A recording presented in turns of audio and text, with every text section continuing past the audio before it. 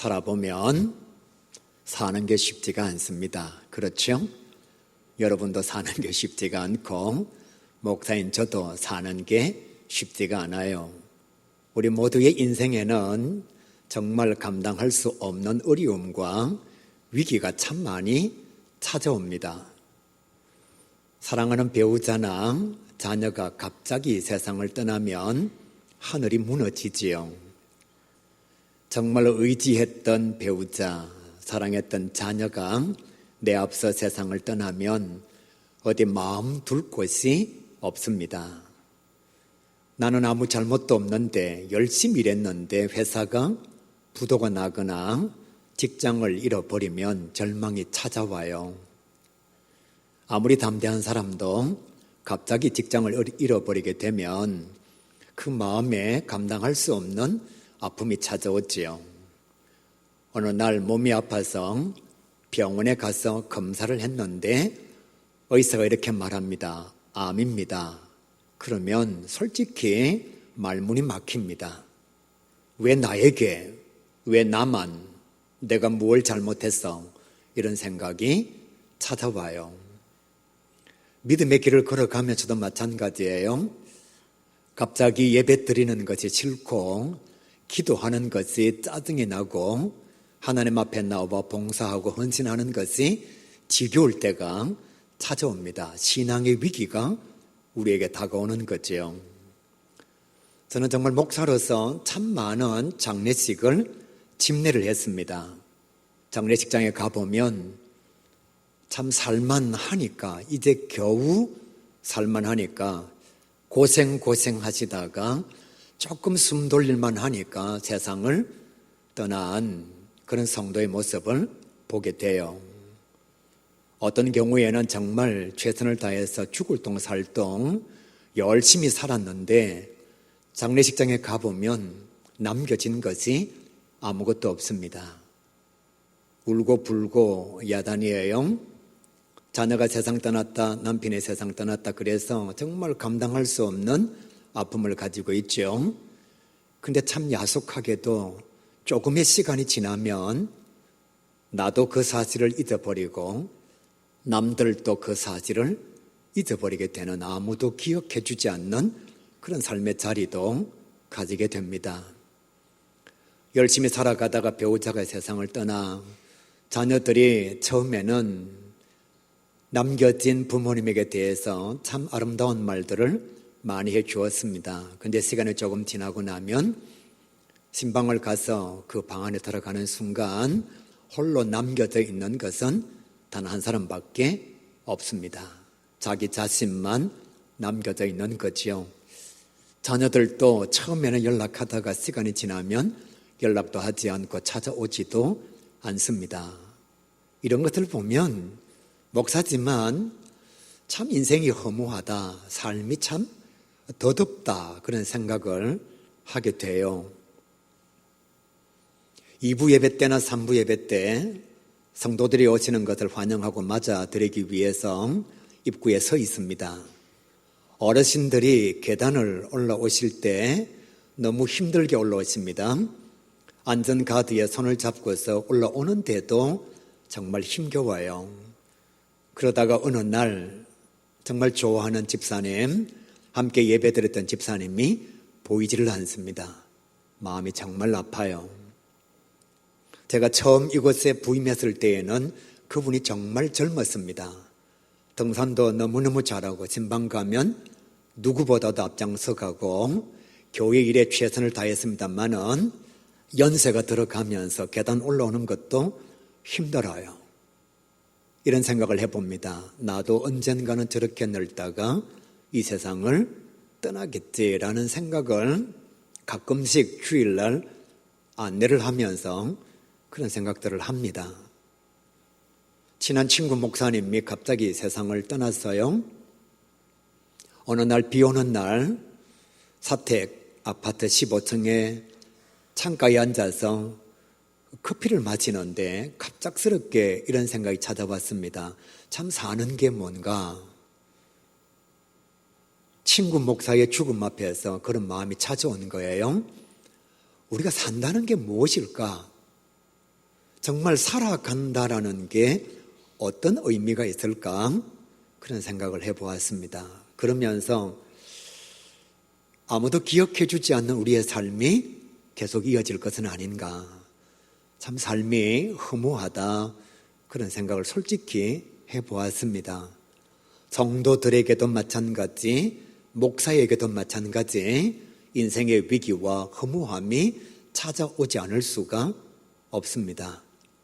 어쩌면 사랑하는 성도 여러분, 우리가 교회에 와서 예배를 드리면서 말을 하지 않아서 그렇지 지금 이 순간에도 무너지는 마음을 가지고 있는 사람이 분명히 이 자리에 앉아 있을 거예요. 어쩌면 예배를 드리면서 참 내 삶이 허무하다, 삶이 참 더덥다, 인생이 아무것도 아니다라는 생각을 가지고 예배 드리는 성도도 어쩌면 있을 거예요. 아주 유명한 흉부외과 의사가 얼마 전에 인터뷰를 하면서 이런 고백을 했습니다. 연속해서 4번의 수술을 했는데 환자가 다 죽었다는 거예요. 4명의 환자가 다 죽었다는 겁니다. 물론 중환자였지요. 더 이상 방법이 없어서 수술을 한 겁니다. 그런데 그 의사의 마음속에 찾아오는 것은 수술에 대한 두려움이에요. 그리고 자기가 알고 있는 지식과 경험에 대한 자신감 없음, 이것이 그 마음속에 찾아온 겁니다. 술을 한잔 하는데 마음속에 깊은 절망과 회의가 찾아오는 거예요. 나 때문에 죽은 게 아닌가. 다른 의사가 수술했다면 이 사람이 살 수도 있었을 것인데, 그러니까 의사가 하기 싫었던 거예요. 직업을 내려놓고 싶었습니다. 우리만 그런 것이 아니라 잘나고 똑똑하고 성공한 사람도 위기와 인생의 허물을 경험한다는 거예요. 아주 유명한 번역가 한 분이 이렇게 고백했습니다. 나는 다 이루었습니다. 출세도 했고 성공도 했고 돈도 벌었습니다. 많은 사람들이 내 이름을 기억하고 있습니다. 그런데 어느 날 밥을 먹는 중에 마음속에 자기 10년 깊숙이 감추어져 있던 소리가 들렸다는 거예요. 너는 무엇을 위해서 사니? 너 지금 행복하니? 너의 삶의 중심은 뭐니? 너의 삶의 위치는 어디에 있니? 10년 깊숙이 들려오는 소리를 들으면서 자기 자신이 내린 결론이 무엇인가 하면, 지금까지 나는 나를 위해서 산 것이 아니라 성공을 위해서 살았구나. 출세를 위해서 살았고 돈을 위해서 살았고 남을 위해서 살았구나. 그런 마음의 결론이 찾아왔다는 거예요. 모든 것을 다 내려놓고 자기 자신을 찾아 나서는 삶을 이제는 살아야 되겠다. 내가 아무리 출세하고 성공하고 돈을 많이 벌면 무슨 의미가 있나? 오늘 내가 죽으면 나는 나를 위해서 산 삶의 시간이 아무것도 없는데, 가난한 우리들에게만 위기가 찾아오고 허무가 찾아오는 것이 아니라 잘나고 똑똑하고 출세하고 성공하고 돈을 많이 번 사람들에게도 마찬가지로 인생의 위기와 허무가 찾아온다는 거예요. 그러면 여러분, 설교하는 목사는 안 그렇게 했습니까? 신학교 다닐 때에는 정말 똑똑했습니다. 공부도 누구보다 잘했습니다. 그런데 교회 부임해서 하나님의 일감을 감당해 가는데 교회는 부흥되지 않습니다. 여전히 성도는 50명밖에 되지 않습니다. 자기보다 훨씬 멍청했던, 기도도 하지 않았던 사람은 교회가 부흥해 가고 있습니다. 여러분, 솔직히 한번 생각해 봅시다. 이 강단에 올라와서 적어서 읽는 기도도 남들은 다 눈을 감고 있고 나 혼자서 눈을 뜨고 하는 기도도 쉽지가 않습니다. 그런데 여러분 다 눈 뜨고 있고 저도 눈을 뜨고 있는데 30분에서 많게는 35분 설교하는 것이 절대로 쉽지가 않아요. 그런데 최선을 다해서 설교했습니다만 성도들은 변화가 되지 않습니다. 30년, 40년 예수 믿는데도 어제나 오늘이나 똑같습니다. 목회자가 자기 자신의 삶을 돌아봐요. 성도들한테 늘 이런 얘기합니다. 은혜 받으십시오. 복 받으십시오. 그런데 대한민국 목회자의 75%는 못 살아요. 가난합니다. 정말 가난합니다. 남에게는 막 축복을 얘기하는데 본인은 너무너무 가난해요. 대한민국 목회자들의 사모의 약 80%는 질병을 가지고 있습니다. 목회가 잘 되면 목사님이 똑똑해서 그렇고, 목회가 잘 되지 않으면 사모가 멍청해서 그렇고, 여기 가도 동네 북, 저기 가도 동네 북, 안 하면 안 한다고, 하면 설친다고. 그러니까 그 마음속에 아픔이 너무나 큰 거예요. 그러니까 사명 감당하는 것이 점점 힘들어져 갑니다. 여러분의 자녀가 교회 안 나오면 사람들이 이렇게 생각해요. 뭐 그럴 수도 있지 뭐. 근데 목사 자녀가 교회 안 나오면요, 똑같은 자녀인데도 목사는 설 자리가 없어집니다. 그러니까 목회자의 인생 여정에도 얼마나 큰 아픔과 위기와 허무함이 찾아오겠냐는 말이에요. 설교를 15,000번 했는데도 달라지지 않는 성도의 모습을 보면 그 마음속에 절망이 찾아올 수밖에 없는 거죠. 오늘 말씀에 보면 하나님의 사람, 위대한 왕 솔로몬에게도 우리와 똑같은 인생의 위기와 허무가 찾아오고 있습니다.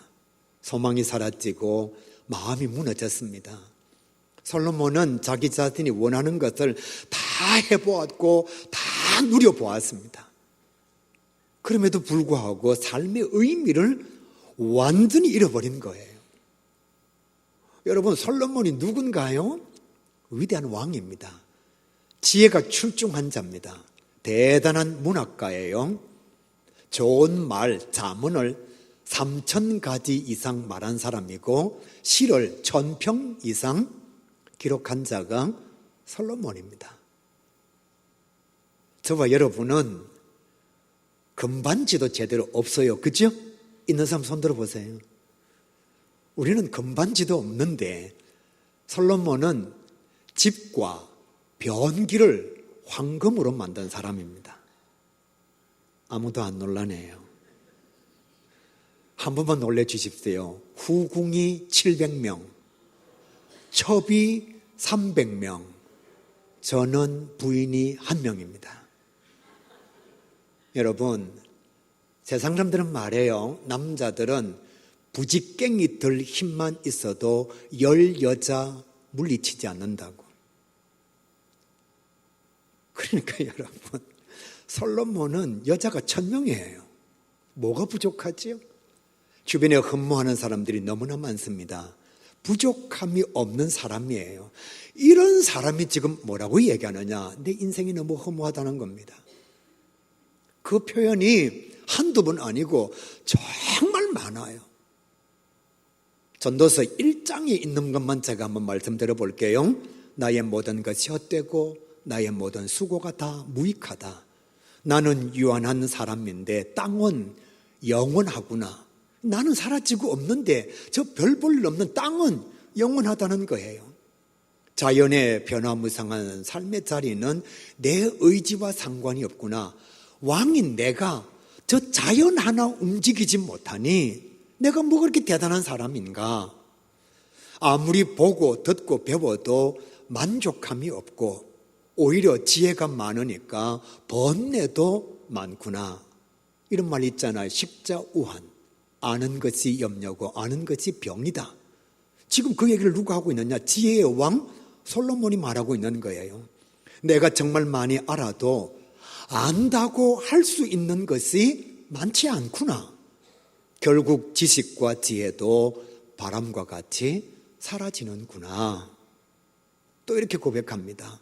해 아래 새 것이 하나도 없고 이 세상에 참 많은 사람들이 오고 갔는데 그를 기억해 주는 사람이 아무도 없으니 나도 세상을 떠나면 아무도 기억해 주지 않겠지. 마지막으로 이렇게 말해요. 내가 부귀와 영화를 다 누려보았는데 덧없다.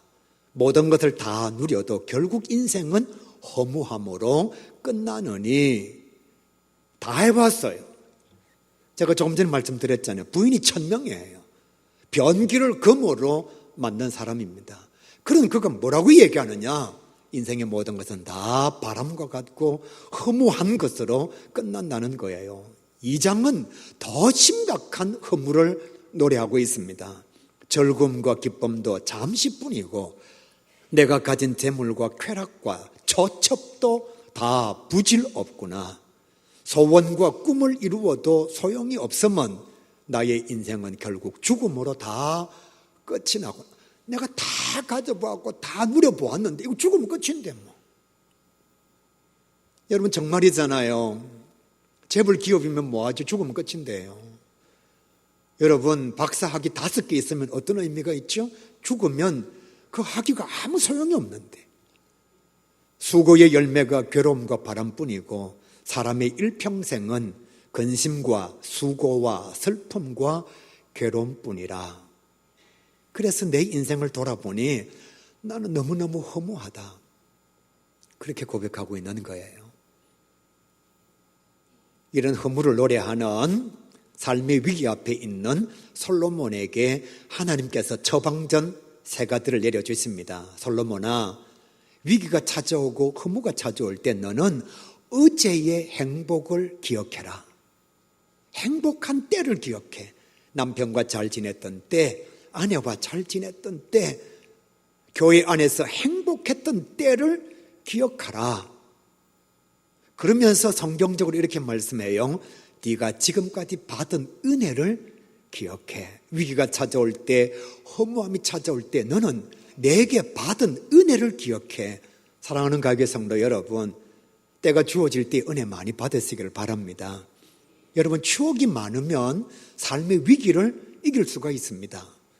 받은 은혜가 많으면 신앙의 위기와 인생의 허물을 이길 수가 있는 거예요. 하나님께서 그렇게 말씀하시는 겁니다. 2번째로 이렇게 말해요. 솔로몬아, 오늘의 삶에 충실하라. 너는 지금 주어진 시간에 최선을 다하라. 왜냐하면 네가 살아있기 때문이야. 네가 살아있지 않으면 위기도 없고 허무도 없어. 그러니까 너는 살아있음에 감사하는 자가 되라. 그렇게 말씀해요. 3번째 처방전은 내일의 소망을 사모하라. 예수 믿는 자들에게는 천국과 영생이 있느니라. 따라합시다. 죽으면 다 끝입니다. 이런 소리는 절대 하지 마시길 바랍니다. 여러분 죽으면 끝이면 우리의 삶은 허무와 덧없음으로 사라질 수밖에 없습니다. 그래서 하나님께서 말씀하시는 거예요. 죽음이 끝이 아니다. 너에게는 천국이 있고 영생이 있다. 그렇게 말씀하시는 거예요. 그러면서 하나님께서 다시 결론을 내려주십니다. 솔로몬아, 어제는 지나갔어. 그리고 내일은 몰라. 따라서 너의 삶의 제일 중요한 시간은 오늘이야. 너의 인생의 최고의 날은 바로 오늘이야. 그러니까 지금 너의 삶에 충실해. 위기가 찾아오고 허무가 찾아오거든. 어제는 이미 지나갔어. 내일은 올지 오지 않을지 몰라. 그러므로 너는 오늘의 삶에 충실한 자가 되어야 해. 왜냐하면 어제 죽은 사람에게는 오늘이 없어. 그러면서 하나님께서 이렇게 말씀해요. 어제는 그의 모든 수고의 열매가 오늘 나타나고 오늘의 최선을 다한 선물은 내일 나타나는 거야. 그러므로 우리 인생의 최고로 소중한 날은 오늘이야. 하나님께서 솔로몬에게 말씀해 주십니다. 사랑하는 가교회 성도 여러분, 살아있음에 감사하시길 바랍니다. 어제 죽은 시체는 말이 없습니다. 어제 세상 떠난 내 삶의 배우자는 더 이상 무엇을 할 수가 없습니다. 그에게 주어지지 아니한 하나님의 은혜, 오늘이 내게 찾아와 있습니다. 오늘 최선을 다하면 은혜를 받아서 내일을 이길 수가 있습니다. 그러니까 오늘의 선물이 내일이라는 사실을 기억하면 우리가 얼마나 오늘의 최선을 다해야 될지 알 수가 있는 거예요. 그러면서 성경은 우리에게 이렇게 말씀하죠. 우리의 삶의 모든 것은 다 하나님의 손에서 나온다고. 우리 삶의 모든 것은 다 하나님의 손에서 나오므로 잘 들으시길 바랍니다. 위기가 찾아오거든, 허무함이 찾아오거든 환경이나 세상이나 자기 자신을 바라보지 말고 모든 것을 허락해 주시는 하나님을 바라보라, 그렇게 말씀하고 있습니다. 여러분, 허무는 내가 가지고 있는 거예요. 위기는 나와 관계없이 찾아온 것입니다. 그러니까 내가 할 수 있는 것이 그렇게 많지 않다는 거예요. 따라서 우리 인생에 위기가 찾아오고 허무함이 찾아오고 삶의 덧없음이 우리에게 찾아올 때에 하나님을 바라보라는 것입니다. 하나님의 사람 다윗은 이렇게 고백합니다. 여호와는 나의 목자시니 내게 부족함이 없으리로다. 여러분, 다윗은 왕입니다. 다 해봤습니다. 인생의 노년기가 찾아왔을 때 그의 후배들에게 이렇게 말합니다. 하나님 바라봐. 내가 인생을 다 살아보니까 사람 별거 아니야. 하나님을 바라봐. 그분이 목자가 되시면 인생에 부족함이 없어. 하나님의 사람 모세는 이렇게 고백합니다.